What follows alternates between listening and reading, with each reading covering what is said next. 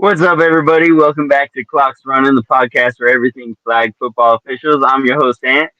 I'm the co-host Jacob. What up, man? What's going on? Hey, I see you just barely kind of hiding that Carolina Panthers hoodie. You still rocking that? Oh, absolutely, man. 1-5, but we beat the Raiders. We're not the worst team in the NFL. There you go. Hey, so I got to show you what I'm rocking, though. Okay, let me see if you can see this right here. I think it's appropriate. But see, you So make cheesesteaks weird, and I can't wait to talk about how weird you make your cheesesteaks. we got a lot to talk about tonight as it relates to our next stop on the road trip. So, without further ado, let's bring on our next guest. What up, Ed? What's going on, Yo, Ed? what's up, y'all? Hey, man. So we had an argument last week. I don't know if you saw the episode, but I used to work at a cheesesteak place. I was a manager for a couple years, and we had a lot of different ways that we made cheesesteaks. All right, so There's only one way to so make a cheesesteak. well, You work at a cheesesteak place where? in Colorado. Oh, That hell says no. everything. That's not even. That says everything. But hey, That's no, but hold on. It was started by two guys from Philly. okay. And then they let people So, from all over make the cheesesteaks. So that just tainted the cheesesteaks. so, That part. so they went out to Denver. They went out to Colorado. They started a cheesesteak place called Taste of Philly, is what it was called. We had our basic menu where you can get mushrooms, onions. If you wanted Mushrooms. both of them, yeah, you don't put mushrooms on a Yeah. cheesesteak. You know what go on a cheesesteak? Mayonnaise, salt, pepper, ketchup, fried onions. Anything outside of that is not a cheesesteak. Did you That's just all a say cheesesteak is. ketchup? Mayonnaise, Yeah. ketchup, Oh No, yeah, I'm you got to with you put on that, ketchup. though. You said salt, pepper. ketchup? Yes, mayonnaise, salt, pepper, Man, ketchup, fried y'all, what onions. is That wrong is a with y'all? cheesesteak. What That is is a wrong with Hey, but how cheesesteak. y'all? about okay? But you ever had a Philly hoagie? Yes, the cheesesteak hoagie. Yeah, with lettuce, tomato, Yeah, mayonnaise, ketchup. yes. It I'm not a fan of that. I had them a lot when I was a young boy, but not really that much as I got older. But they were yeah, like back in the day. They toast the usually toast the bun too when they have it when you have it like that. got you. Are your buns So the other toasted? thing,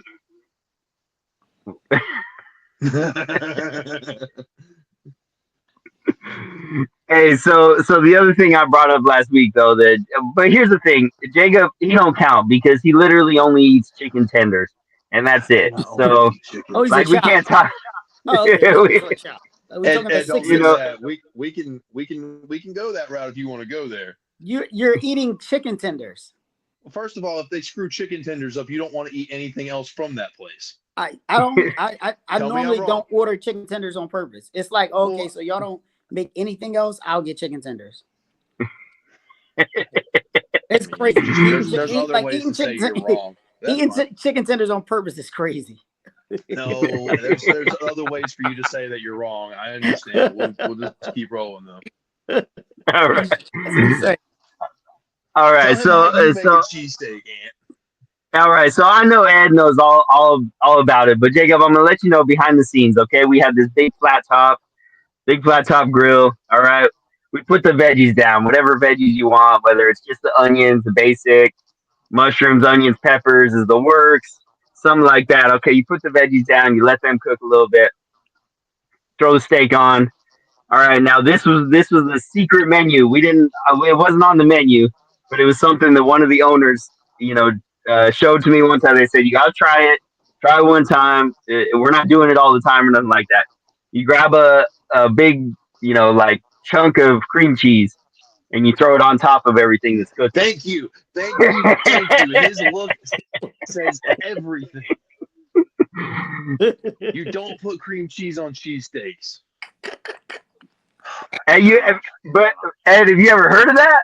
No, that's some out of town shit. Like you get to do Uh, cheesesteaks any kind of way out of town because y'all don't know no better. No. So like Ed, he's tell him in the truth. Colorado, it's That like I ain't can out, do whatever I want to do. That's not uptown stuff. That's white people stuff. No, Those are yeah, people that put the no, berries in the potato salad. right. He definitely I was don't white. even. Huh? He had to be white. Hey, but That's hold what on. I'm saying. Yeah. Hold on. Do you consider someone that's Italian white? Yes, they're white. Yes. They're Okay. way closer to the white side than the black side. Yes, they're Well, white. yeah. Yeah. Yeah. They Yeah, for they got a sure. little tan to them though. Yeah, he do have a little tan, but he's going to pass for white 10 times out of 10. Oh man. Okay. But I don't even know what you're talking about with the potato salad and all that. You've never heard of people putting like I've never had it and I've never done it. First of all, but there's people who will put berries and nuts and all sorts of different things in potato salad and think it's okay. Yeah, we had this discussion at one of the tournaments, and a bunch of people was like, "Yeah, I'll do that." And I looked at Jacob like, well, "I don't know what's going on. I've never even heard. Like, it's terrible." Yeah. No, I'm that's not a goofy. potato salad fan, but definitely not with all of that stuff in there. That's crazy. No, I agree. All right, let me ask you another thing, Ed. I know we're here to talk about flag football, but we could talk about food for just a little bit longer. I worked in another place called Fat Shack. You ever heard of fat sandwiches? No. Okay, so you get the roll, you get cheesesteak as the base layer. Then on top of the cheesesteak, you put appetizers. So it's either jalapeno poppers, onion rings, French fries, mozzarella sticks, any of those, and then you pick the sauce. So some people put honey mustard, some people put like buffalo ranch, the different kinds of sauces. Put it all together, wrap it up. It's called a fat sandwich. No, that's too much shit going on for me. Just way too. Did you ever use mozzarella sticks? I don't fundamentally agree with this, but only thing you named was poppers. So you did? Jalapeno poppers, onion rings, French fries, mozzarella sticks, mac and cheese bites. All of those were options. Mac and cheese bites might have me. I'm not gonna lie. So the one with now let me get. I got you with this one, Jacob. So the one with mac and cheese bites was cheesesteak on the bottom, chicken tenders, mac and cheese bites, and buffalo ranch on top. All right, guys. So if you guys could just subscribe, and share to the page. This is great having you guys on. See, that's all we're gonna do is just go after chicken tendies. I'm trying to save the world from bad food, and here you guys are like, "Oh, Jacob eats on the kids' meal." No, that's too much going on. That's too much going on the sandwich for me. Like way too much. That's crazy. I agree. Yeah. Well, the owners, same thing. They were from New York. They came out to New York. That's a New York style. Yeah. They went out to Colorado. They started out there, but they were on Shark Tank, and Mark Cuban bought like 10% of their company. So wow, they're all over the place now. Yeah, but anyway, so Ed, the next question I have for you before we get into flag football, is there anything that you can't use the word jawn to describe something? It's unlimited. Literally. It means so much. Good jawn, a good jawn and a bad jawn can mean a bunch of stuff. Women, food, a place. You know what I mean? Did you leave that with women? Yes. Okay. Yeah. Like if she look good, she a bad jawn. But if wait. You just said that could be two. So if she looks good, she's a bad jawn. That's a bad. She a bad jawn. Yeah, that makes sense. Yeah. And if she, but listen, on the flip side, if she dirty, be like, oh no, that's a bad jawn. She's a bad jawn. You know what I mean? It's really like how you say it. You know what I mean? It's how you say it in the hand motion. Yeah, like yes, like how you say it in the face. So it, like you like this, like oh that's a good jawn. You feel me? That means it's a good jawn. Wait, so we're flipping hands, we're pointing. Yes, it's a lot that go into it. You just gotta know. It's like that kind of. You just gotta know. I don't know what Jacob just did with his hands, but that was weird. I'm just trying to get the jawn down. Yeah, it's unlimited. It's unlimited. Yeah. All right. Well, let's get right into this, John. All right. So, Ed, let me just ask you for your origin story. What got you into flag football? What has brought you to where you are at today? So I started in no old jokes 2001 when I graduated high school. I started looking to play flag, started looking for like leagues and stuff. In 2001 though, it wasn't really like it was really like a like fall only. So like they only played flag like from like September to like December. And other than that, it wouldn't be any leagues. So I played. We would only play. We 8-man used to be really big out here. 8-man rough touch was like the real big thing back then. But that league was like crazy because it always had like 20, 30 teams.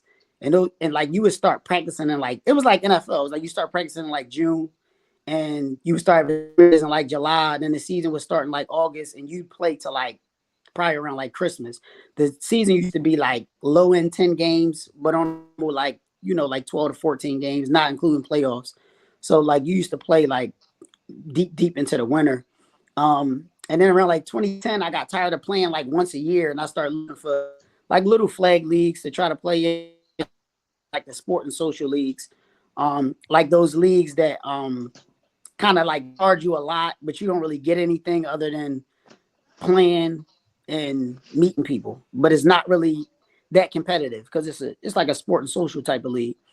And then I got tired of putting my money up and putting money in and winning that and not getting anything. Like some of those leagues was like, especially like indoor, they like $1,200, $1,300. And then you win a championship, you take a picture, you never see the picture, and then all right, the next season start next week. You don't get a discount, you don't get no money back, you don't get nothing. And that shit got old to me. So after playing for so long, I had built so many relationships. I just was like, I'm gonna just do my own thing. And then one of my best friends, he we had like a real heated rivalry, and we had like a championship game. We beat them, and he called me.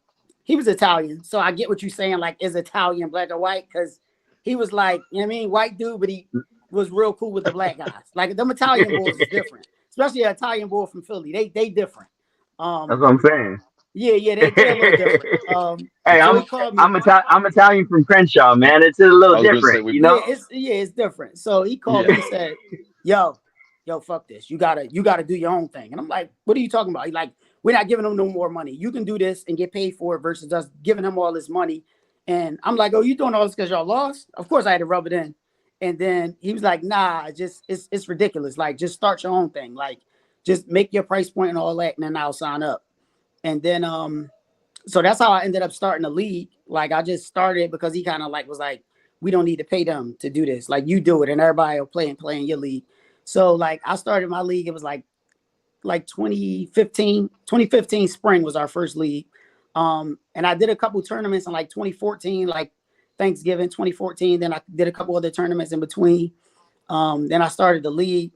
And then I actually went backwards though, because when I started, I was like, I don't want to do leagues because leagues are so time consuming. I just wanted to do the tournaments. But like in 2014, 2015, it wasn't like that heavy on Facebook and stuff. So it was like harder to get teams, reach teams.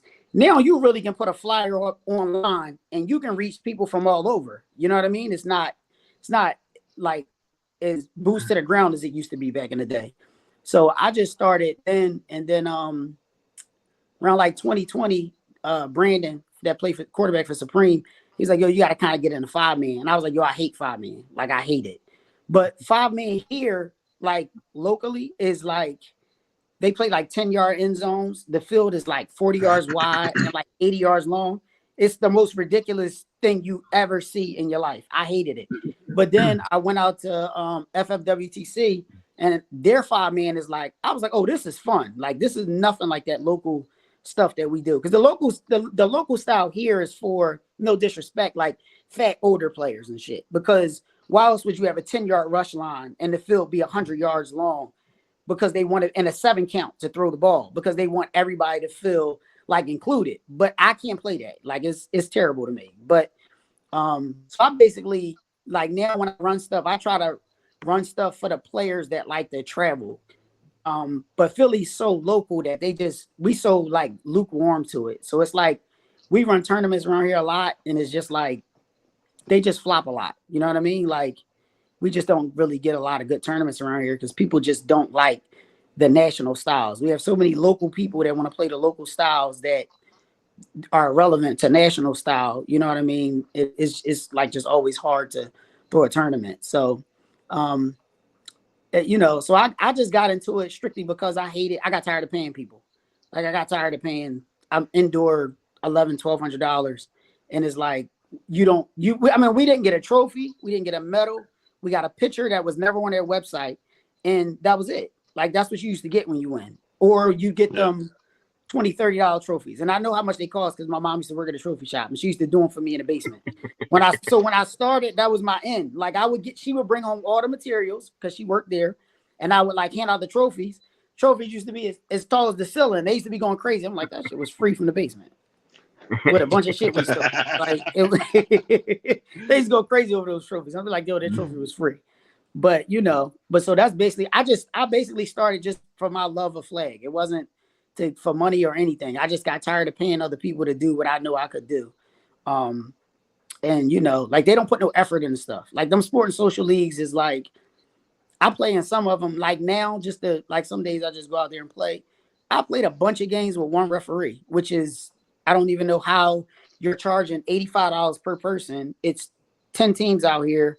You do the math. 10 teams out here, 14, 16 people on each team. And there's one referee. What? Like it's like I just got tired of like that kind of stuff. So that's how I ended up starting my own shit. So when did you start refereeing?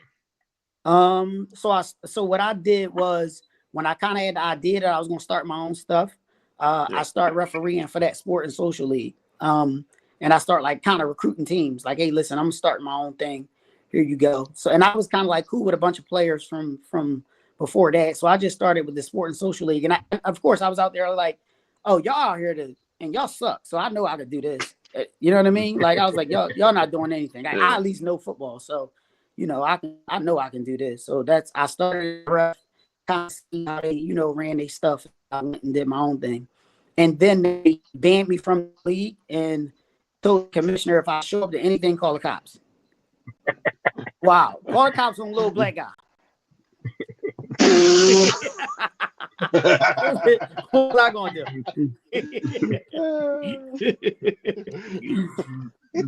But yeah, that's how I got into flag. Yeah, that's how it was just like a natural love for it, and I just started doing leagues and tournaments, and then I started traveling. Then, when you see travel flag, it's way different than local flag. It's like, oh, what the hell is this? Especially at least for Philly, like it made like Carolinas is like y'all heavy with. Like your local style is 5 contact, which is a national style. So, you know what I mean? You kind of able, how it go. When you go from not playing any of those styles to going to only worlds, like you playing against people that have been doing this all year. Like they know what they're doing. So when we went out there, we started playing 5 contact, 9 contact. We wasn't even hiking the ball from the ground, like between our legs. Like we were doing the stand up, throw the ball back shit. We were so late to everything. You know what I mean? Yeah. Like it was a joke. Mm-hmm. And it's like, so when I start running stuff, I just start running stuff closer to travel style. So when we go out of town, it's not as foreign as it, as it used to be. Right. Yeah, man, it's funny because what you're describing sounds like exactly like the Colorado flag football scene, and the same kind of thing. Like we're just so behind, no national rule formats, and so we would travel, and we would play a team from Texas or Florida, and they got national rules 7 days a week. They're playing. Yeah, yes. You know what I mean? It just you don't have a chance at all. So yeah, that's real similar to that for sure.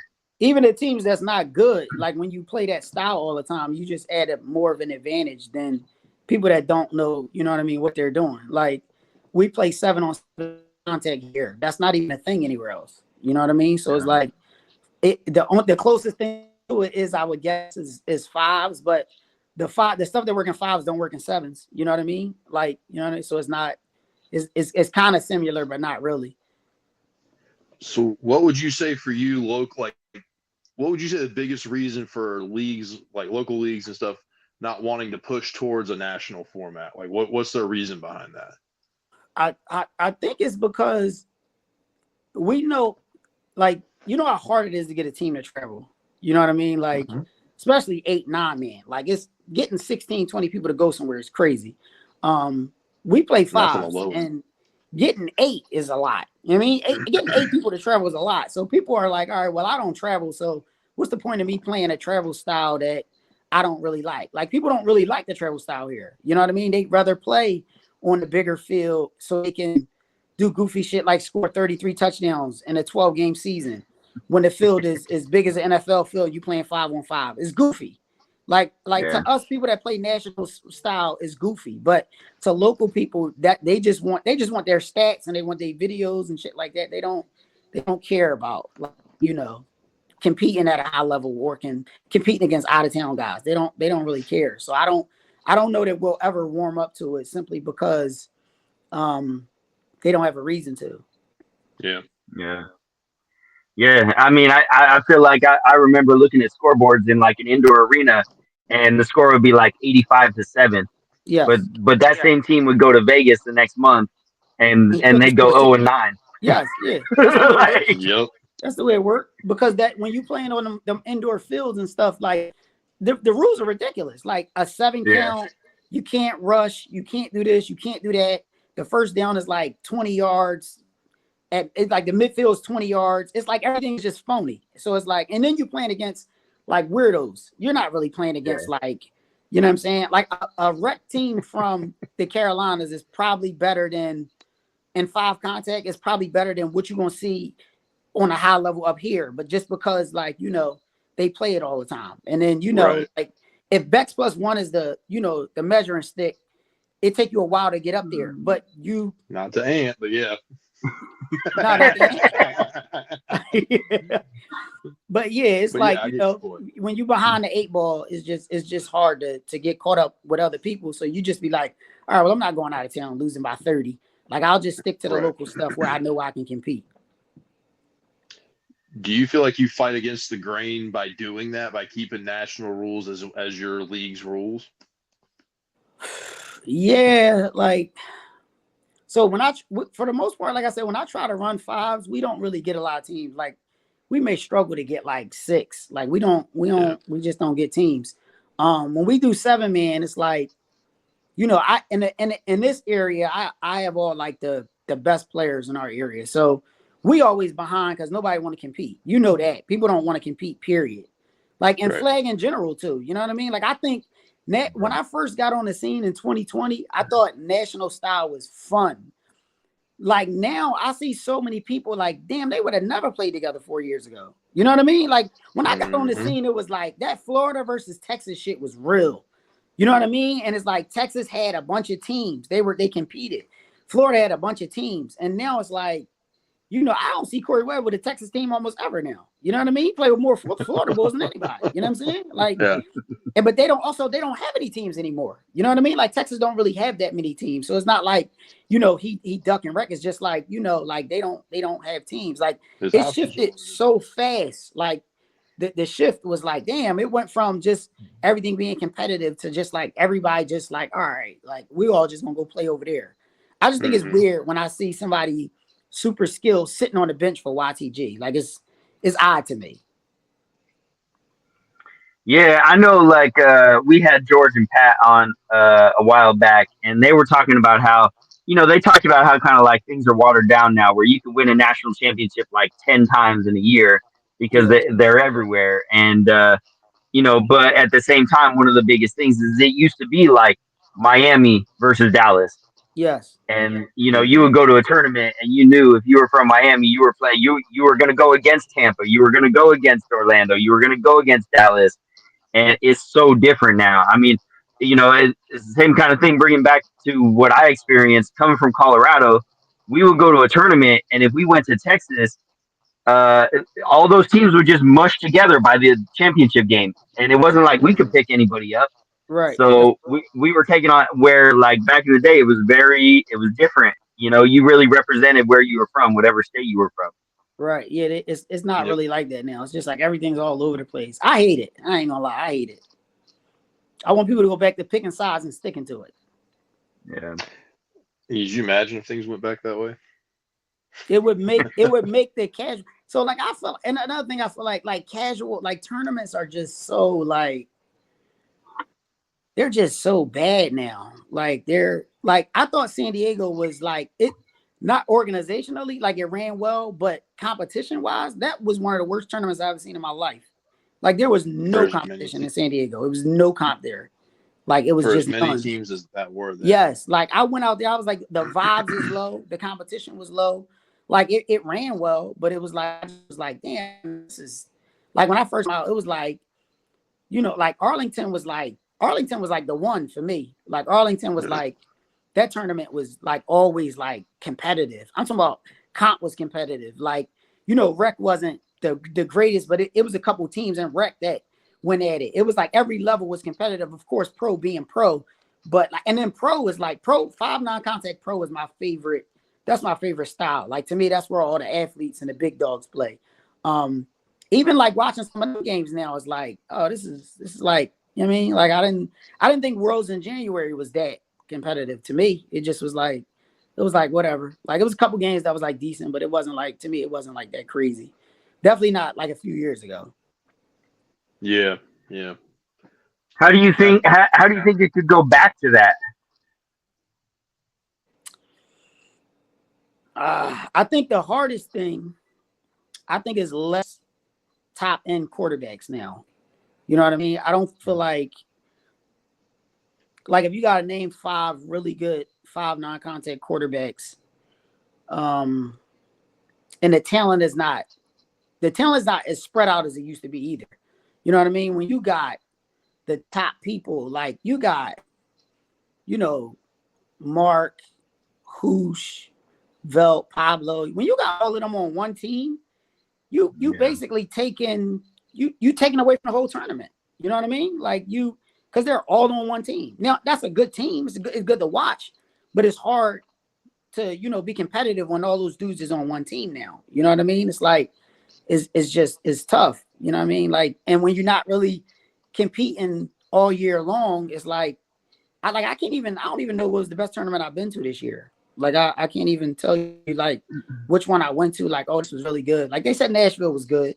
I heard It Nashville was. was pretty competitive. Yeah, I heard Nashville, Mm-hmm. but outside of Nashville, I didn't really hear anything. Like San Antonio, they said it wasn't really like that. East Coast Yeah, I mean, Nationals, I thought was really good too. yeah, I agree. East Coast Yeah. Nationals I had good thought comp. East Coast. I hate Richmond. My fault. I like East Coast National is decent. I hate Richmond. I'm not even gonna lie. Like that place is like I hate Richmond. I'm not even gonna lie to you. I hate Richmond. Like I hate that place. And then it was like cold and rainy that weekend, so it Oh kind of man, don't like get me took a. started. Yeah, it was bad. It was like all right. I already don't like it. Like one year I went to East Coast Nationals, it was like 90 the whole weekend. It was great. Mm-hmm. You know what I mean? Like I was like, all right, I like this. This year it was like cloudy the whole weekend, off and Yeah, on rain. raining. You know what I mean? It was chilly. Like by the time we played Air It Out, it felt like it dropped 10 degrees every hour. Like by the time Mm-hmm. we lost, I was just like, oh, I just want to go home. I just want to go and put some clothes on. It's cold as hell out here. Like we made it to the semis, and it felt like it took us all night to get to the semis, and it was just like, yeah, I'm ready to get up out of here. Jacob, what do you think? Is there a way to kind of get things back to how they used to be as far as flag goes? It will never happen. But the short answer is you take the money out of the game. If you take the money out of the game and you make it where it's just you're playing for T-shirts and banners and stuff like that, I think you'll see some of those lines draw back, but I don't think you'll see a ton of them. So I feel like that was another thing. When I first got on the scene, I asked just a general question like, yo, why don't nobody play for money? And all of my teams we normally play like, we won't play pro. I try to stay away from rec, but we try to play like whatever's under pro. They have like a bunch of divisions now. So like when we go to Worlds this year, we playing elite. So we don't play the highest level, but I feel like pro is the only division that should get paid. Like, but I feel like those athletes are so good. I feel like they should play for money. Like the whatever the pot is whatever. But I feel like they should play for money. I don't think that you should take the money out simply because you realistically can't say, yo, it's 1,200 teams out here and they should be playing for shirts and rings and banners. That's what I don't like. Fair. Yeah. That's now fair. I just feel like they should play for something. But when I first got on the scene and I said that, I made a post in 2020 on my old Facebook. They lit me up when I said, well, why don't they play for money? They were like, oh, Nationals is not about money, it's about the competition. And I was like, it's 400 teams out here. You mean to tell me that the winners of the highest level can't take $2,000 home? Oh, we're not here for that. That's what local tournaments are for. And I'm like, well, so now y'all sound crazy. A local tournament that has a third, not even a third of the teams need to pay out as much money as they can. You're going to hold their feet to the fire to pay thousands of dollars. But these people that got 400 teams out here, you mean to tell me they shouldn't be playing for nothing? That just sounds crazy to me. So I don't think that we should take the money out, but at the same time, I think no matter what we do, it'll never go back. Like, it'll probably just get worse, to be honest with you. You know what I mean? Unless people want to go back to competing. But I mean, like, I agree. I agree that you don't take the money out. I think it's become a standard. It's become the norm. And to be honest with you, the league, like Camel City, we've never not played for money. Right. We've always played for money since 2018. However, if you want it to go back to where people play for loyalty, they play for who their guys are, or girls or whatever. That's how you do it. I think that's just the base of it. Is it actually ever going to happen? No, but I think that's where you would get it back to people being more loyal to each other. Well, question. So say they took the money out. Do you think people would not sign up for Worlds if they did take the money out? If there wasn't a competing organization that would immediately jump on it and triple whatever the prize money is, yeah. I think if you take that aspect out of it, you say that it's just the one organization, and they were to do that, they adjust the price points to match where there's no prize or whatever. Right. Perfect world, I think you still have majority people sign up. Maybe not initially because there's going to be a shock factor to it and people aren't going to be happy about it. And this is just me completely speculating. There'd be a shock factor. You'd have some people not sign up. People would see what it was and let others go and kind of be the trial, be the guinea pigs. Once they see that it's okay, I think you start seeing people come back. Yeah, that's true. I mean, but Jacob hates my analogy on this, but I feel like, okay, all right, the pro division, Ed, I agree with you. The pro division should be getting the money, but they should be held to a higher standard. Like, I don't think they should be allowed to deflate their football completely if they're in the pro division.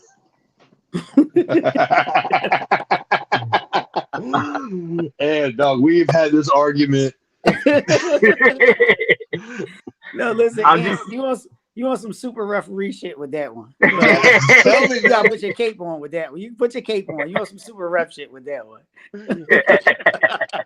Oh, man. But the deflated football. Listen, you want to know what my biggest pet peeve is? That colored football, because it used to just be white. Now it's pink, red. That should be banned from pro. Ban that football. Ban it. Because no grown man should be running around with that.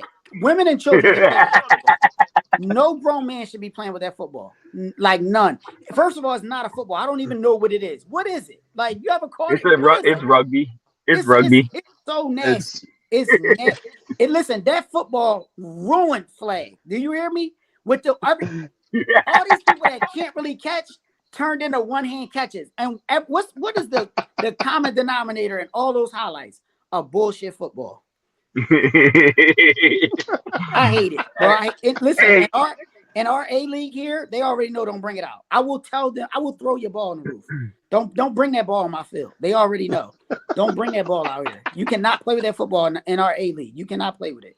They already know. That's no different than deflating a leather ball, though. The leather football is an actual football, though. The whole deflating thing is like, you got that. I'm so used to that. You know what I'm saying? Like, I'm so used to that. I don't get into that. But that deflating the football shit is crazy. But I'm never going to really be like, oh no, you can't. You got to play with a certain, what is it, PSI? I'm not. Yeah, I'm not going that far. I'm not going that far. I feel you. Man.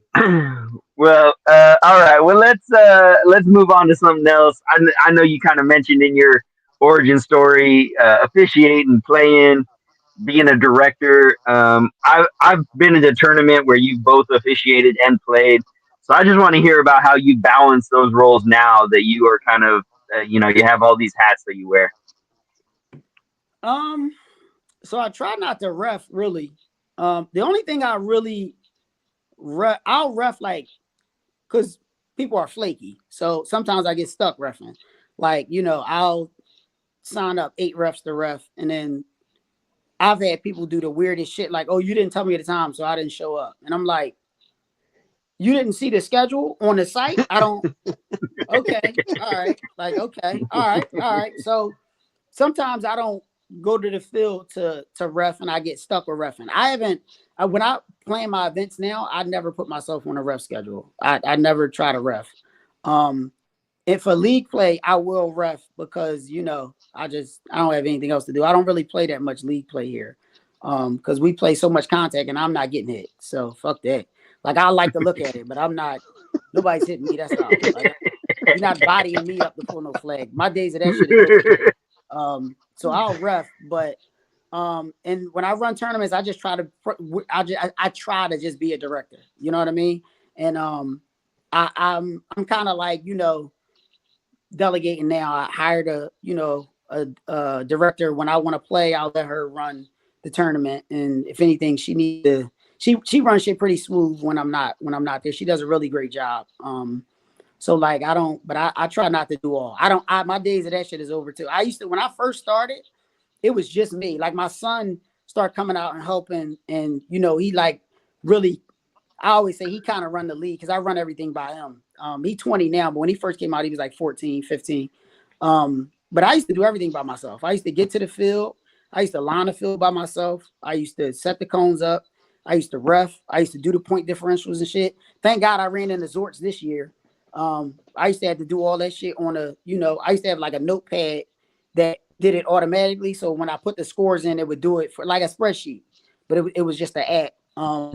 But I did it by hand when I first started years ago. I did it by hand. But yeah, I used to get to the field early, line the field, set the field up, run the tournament, referee the tournament, clean up the field, unpack all of this. I used to do everything by myself. So, I get me having help now is a plus. But I never shied away from doing the work. You know what I mean? When it was just me. Mm-hmm. But I don't try to do that now. I try to get as much help as I can. I don't care who I got to pay. I just like a peace of mind now. Definitely, I've been there because that's how I am. I've got a partner that makes life so much easier. Yeah, it definitely does. So now let me ask you this: so when you're running your league, you don't play at all? No, I'll play if we play 5 non-contact. I'll play, because that's my team's main style, and that's like the only style I like to play. But anything else, I don't play nothing else. Nah, I don't. So if you're running 5 non-contact, or you have 5 non-contact in your league, and you're playing, how do you balance? I know if let's just say people still know, like, hey, Ed, this is still part of Ed's, right? Do you ever struggle with while you're playing, trying to make the right decision and how to navigate through making the right decision versus making it look like something's in your favor, or any kind of favoritism or anything like that? Oh, no. So they know I'm straight up and down, no matter where I go, no matter what I'm doing. I made my team forfeit Sunday. I had a player, he was acting ridiculous. I said, oh, the game is over. And they probably thought I was joking. And I was like, no, he fucking ridiculous. He's fucking the whole league up. The game is over. And the team's like, well, just let him go home. And I said, yo, listen, if it was another team and somebody was acting like that, I'd make y'all forfeit. I forfeited the game, and I had to pay the ref fee. So it's like, I had to pay the forfeit ref fee. So it's like, when people see you do shit like that, they never question me because I'm the same guy all the time. If we get to the game late, so in my league, if you get to the game late if you like call me, yo, we got players coming. If I start the game late for you, you don't get the ball. You don't like you start on defense for the first half and second half. You don't get any timeouts. I do the same shit for my team, and I cuss them out like I cuss the other teams out. Like, yo, listen, like y'all fucking around. What are y'all doing? Like, and it look worse when it's my team. Y'all getting out the car when y'all want to get out the car. So I don't treat anybody any different. I'll make us forfeit. Like, I keep everything the same. So it's like nobody ever like look at it like I'm cheating. And I also like I care more about the product than my team, unfortunately.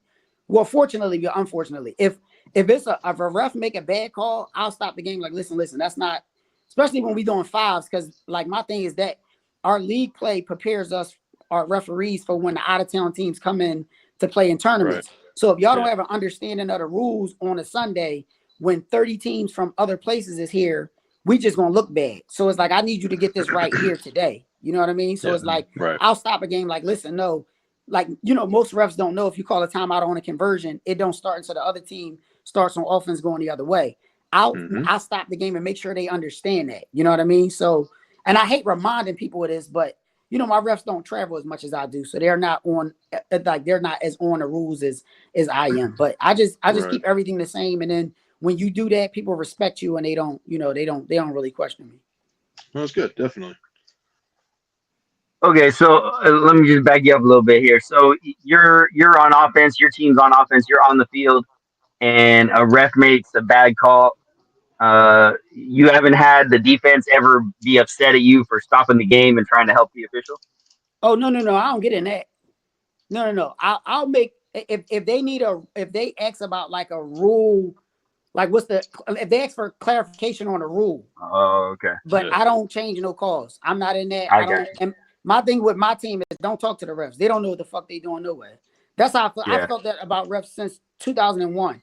Let them referees go. To me, like Edward Barnes, the refs are there to keep the score, keep the time, and tell me what down it is. Anything we get from them is a plus. Because I already know, like, bro, it's recreational sports. Like these, like you don't meet that many good refs. Like I feel like the worst thing in the world with the flag world is people put too much into these refs. Like, bro, if you go make plays and you go get stops, you normally win games. People really like will get out the car and ask me who reffing. I'm like, you didn't get out the bed with that shit, did you? You paid an entry fee to ask me who's reffing? No, to me, that's crazy. It's crazy to me. Like, it's crazy. Like, you're worried about who's reffing and shit. Now, if a ref don't know a rule or a ref mess up a score, like, all right, I get it. But to be worried about, like, you know, who's reffing and all that, I don't get into the referees and shit. Especially when you playing rec. You're not getting no good referees in rec. Bro, you're not getting no good refs in rec, bro. Like, you're not getting no. And you always tell me you're the best rec referee I've got. Yes, keep me over there. I deal with so much shit in Philly. When I'm out of town, put me back there with them, please. Put me back there with those guys. Like, please. I deal with so much shit when I'm here. I don't want no parts of that serious shit out of town.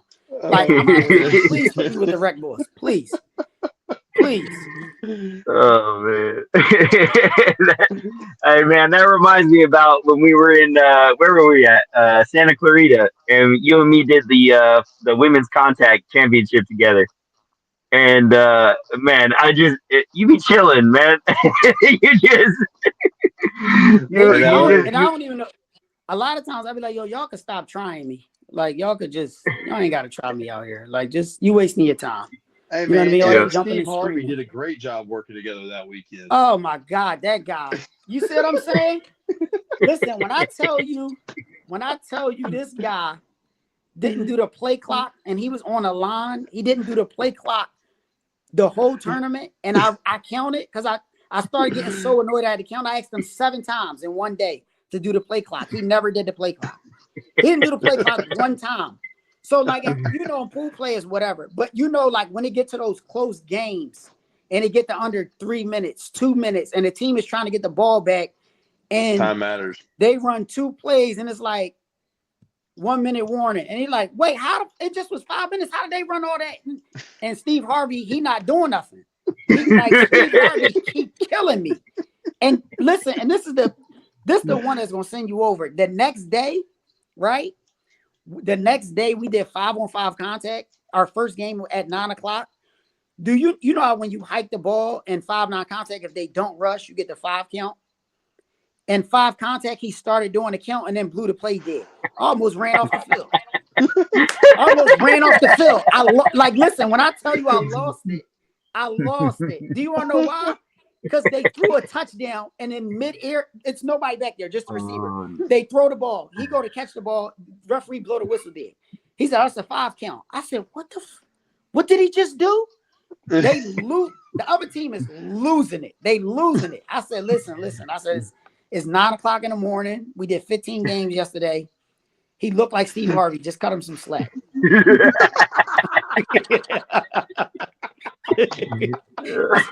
looked like he's supposed to be on TV. Just leave him alone. In my mind, I'm like, I can't. I'm like, Jacob, you did it again. Like, I texted Jacob the night before. I said, I don't care what you do in the schedule. Don't give me Steve Harvey again. Do you know what happened when I got to that field? I seen that. I said, who I'm with? He kind of smirked and looked the other way. I said, oh my.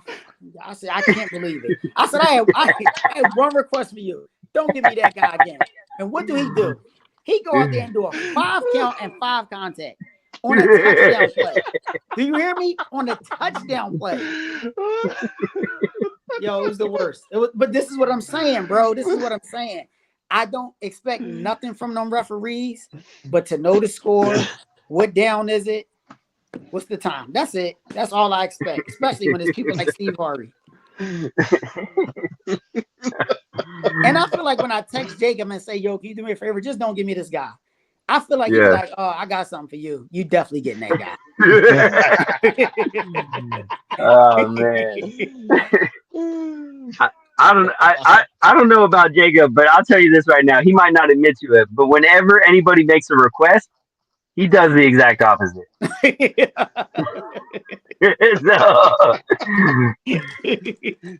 I believe it. And that's a lot. Yo, dealing with somebody for 15 games that didn't do no play clock. That's tough. What? Tough, not the word. It's crazy. It's mind-boggling. And then it was one of those weekends we was light.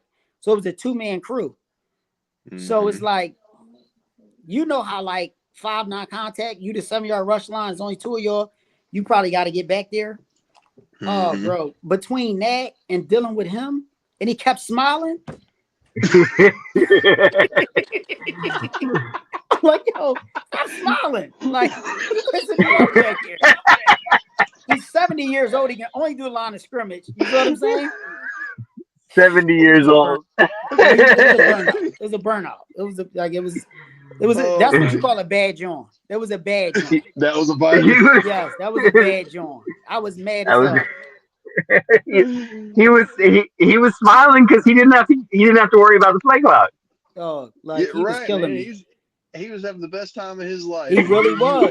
He really was. Like, you know, like, and then you know, like some of the refs really be out there to just chill. Like I ref with some refs, like, oh, he don't have a clue. Like, all right, I see what I'm dealing with. You know what I mean? Like, I see what type of day it's gonna be. The ref that's like walking around in a circle and shit. I'm like, yo, get your rush line. He like walking around the circle, kicking the dirt. I'm like, oh, okay. Like, yo, I be seeing some shit at them tournaments. So I when people go online and they do all that referee chatter, in my mind, I'll be like, I get it. Like, I get it. Because I'll be on the field with some folks. Man. All right. I gotta Jacob, I'm gonna go off script a little bit. Ed, I want to keep you in this conversation. So I don't know if you saw that Oregon Ohio State game, how the last bit finished, where the Oregon coach put a 12th man on the field on purpose. No, I didn't see that. Okay, so there was Jacob. It was like 10 seconds left, right? Well, I was gonna say we're under 30 seconds. Ohio State took the ball back over. Their first play was from like the 40, I think, and Oregon ran a player on at the last second, gave up like 5 yards, but I think it was like 10. I think you're right. It was like 10 seconds. They took 5 or 6 seconds off the clock with the play, and they accepted the penalty. It's a 5-yard penalty for freaking 6 second. You know, get 6 seconds off the clock. So the argument came in is they just found a loophole to the rule. So, Ant, do you want to keep going from there? Yeah, so basically, what we just found out today is that the NCAA changed the rule and got rid of that loophole. And so basically, if someone does that on purpose and that 12th man affects the rule, then the offense can they can get the time back on the clock.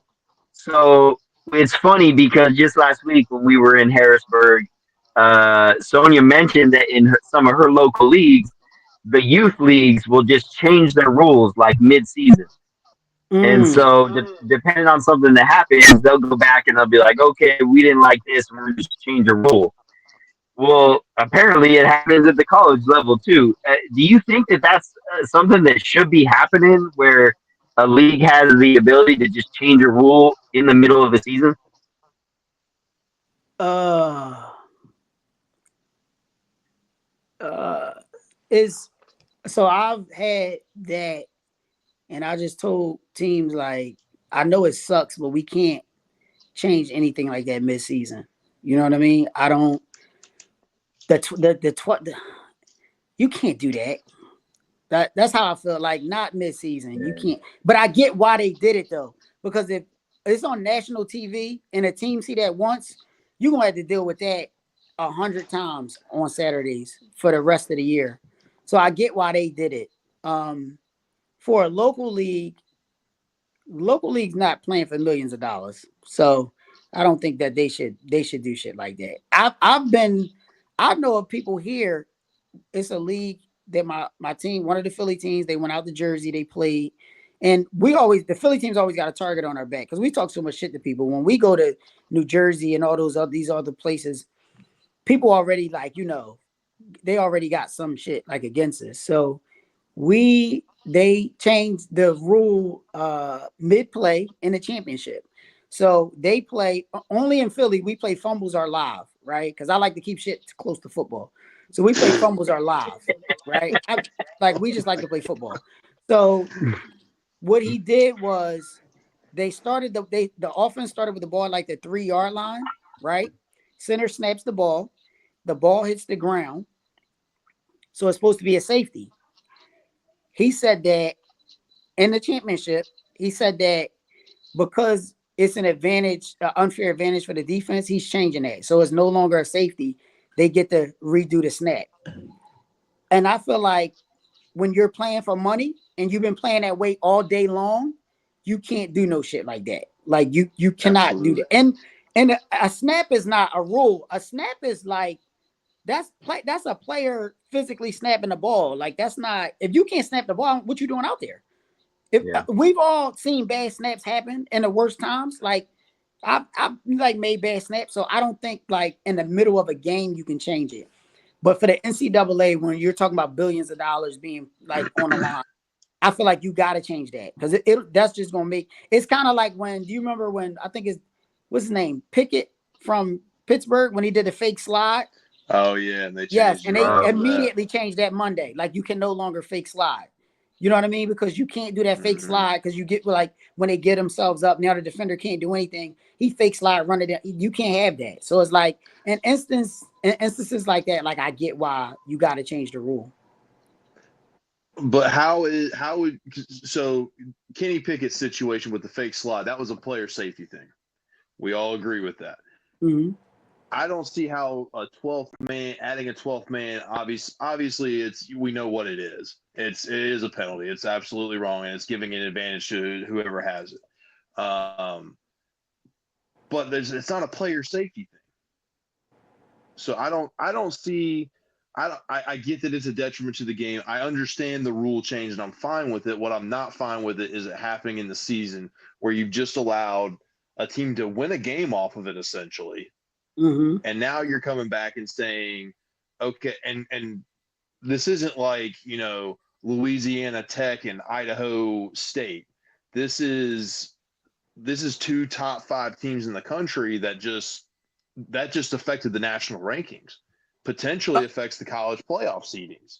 You know what that reminds me of? You know how in flag, if somebody deliberately goes offside, we give them the unsportsmanlike Not the 5. You know how like if they're short of the first down and they go off sides, we'd be like, yo, if they decline it once, if you do it again, they get the 10 yards instead of the normal 5 and the automatic first. You know how like that's a rule. I've learned that from like playing rec. But is that like, I guess on the night of though, when that happened, could they have just like, all right, well, it's a loophole, but we're just gonna give them the time back and then give them the penalty. Say if they would have went about it that way, like, do you think people would have been as outraged? I think it would have been twice as outraged because it's not what's in the rule book. And it wasn't in the rule book at the time. If you would have put the time back on the clock, you would have had a bigger issue. Yeah. That's my thing. I think you have to leave it. You have obviously like there's nothing that's going to change right now, but I think you have to leave it open for the remainder of the season because it's what's occurred. It's what you started with. You know, the NFL doesn't change rules mid-season because they don't. You know, they don't change rules because somebody figures something out. But the NFL kind of like had their rule book so sewed up. I don't think you can pull no shit like that in the NFL. Would you argue that the NCAA should have their rule book sewed up like that as well? They do, but the NCAA is like a scam of an organization, so they're not as honored as the NFL. That's true. Yeah, the NFL, That's true. The NCAA they're completely a scam. They're outraged that these kids are getting paid after y'all done made hundreds of billions off these kids for the last 100 years. And like now kids are getting paid. It's like they act like it's the worst thing possible. Yeah. I just think that you bring up the example of like, why didn't, could they have done it that night? I feel like in that situation, the only reason that really the NCAA even kind of recognized it was like, oh, this coach did it on purpose is because he was literally in a press conference and basically said, like, insinuated, like, yeah, this is what I did.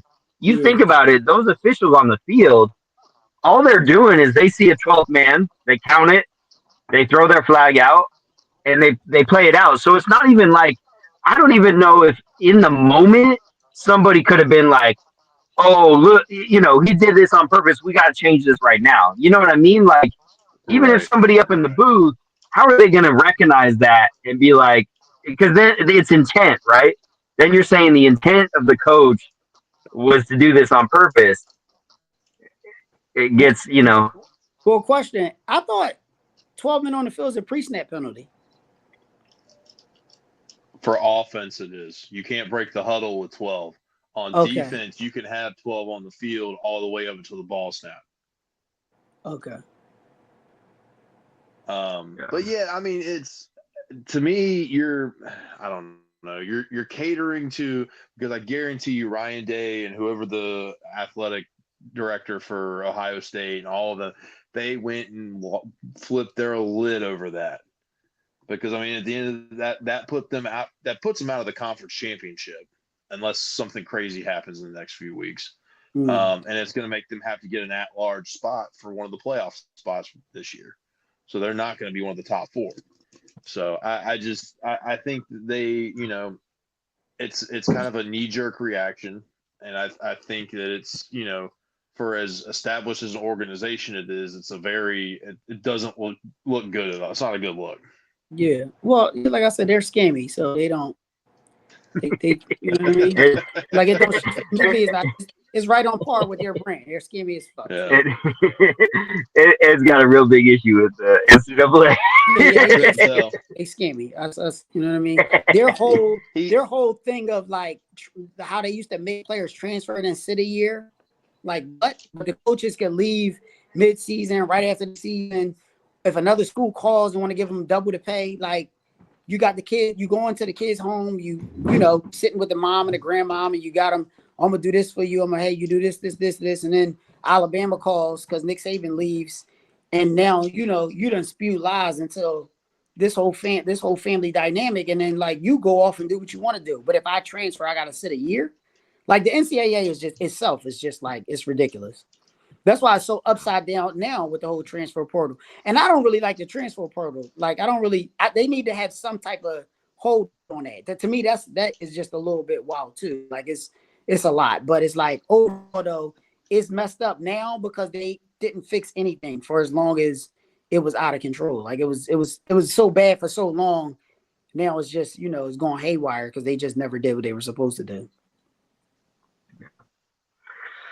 Yeah, man. Well, I just, it's about that time. I just want to tell you I appreciate you coming on and representing Philly for us and teaching us about real quick, 5-man non-contact. It's a fumble is live. No, we don't. No. And Oh, our okay. local style, the USA flag styles, we keep those. I keep those. Okay. No, we play our style here. We play is 7-on-7 contact. We play like live. It's kind of like a mix of Okay. like 9 men, with like 2 less players. We play like live sidelines. You can fumble, you can strip. Tracks. You can. We don't. Only thing I don't allow really is crackback blocks and any hits below the knee. I don't play shit like that. And grabbing anybody around the neck. I don't play like the safety shit. But everything else, we play football. You know what I mean? Like you can get ran over. Yeah. Like I hate that in fake contact football. You'll tell somebody to body up 30 times. You can run through me and pull a flag, but if I lower my shoulder, they act like it's an issue. Like it doesn't even make any sense. You can't call it contact, and then the offensive player can only get ran through if he's trying to run the ball and advance the ball. Like it's goofy to me. It's goofy. It don't even make sense. It's almost as dumb as them saying that you can't dive you can't dive to score, like because they say that's a quote unquote safety issue. So you can't dive to score, but you can dive for a flag. Can we? Like, what are we talking about?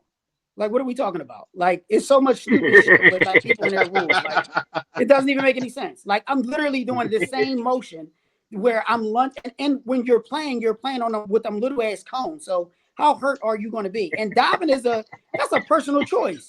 Like my old ass, I'm not diving at nothing. I'm reaching to pull a flag. I miss it. You know what I mean? I missed it. I'm never diving for a first down, a flag, my kids falling off the table, nothing. I'm not diving at all. I'm not diving. But that's me. You know what I mean?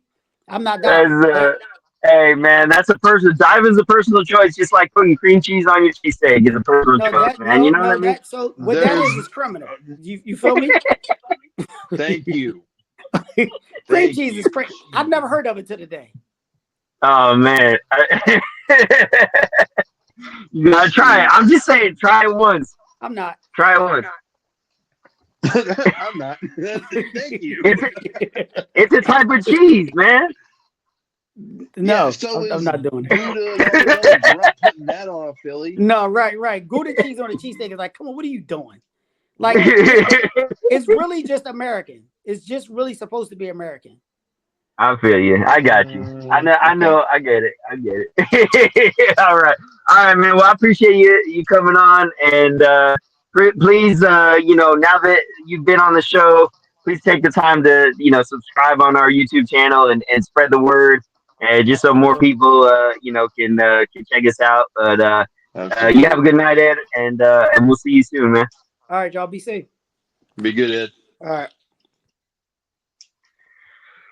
I mean, I don't think I'm wrong. I think cream cheese is cool, but whatever. No, I think your cream cheese goes on bagels. Oh man! All right. Well, I didn't know he was gonna get so upset at the NCAA. He got really fired up. Look, man, that's a button for him. I think it's just because he can't get NCAA 25 on his PS3. So he's, I get it. I'd be frustrated too, but it's to each their own. That's a bad jawn, man. That's a bad jawn. Some bad jawn. Bad jawn. Hey man, so I know you got travel plans, you got a lot going on. We are on our road trip, but I want to just give you a moment for some final thoughts.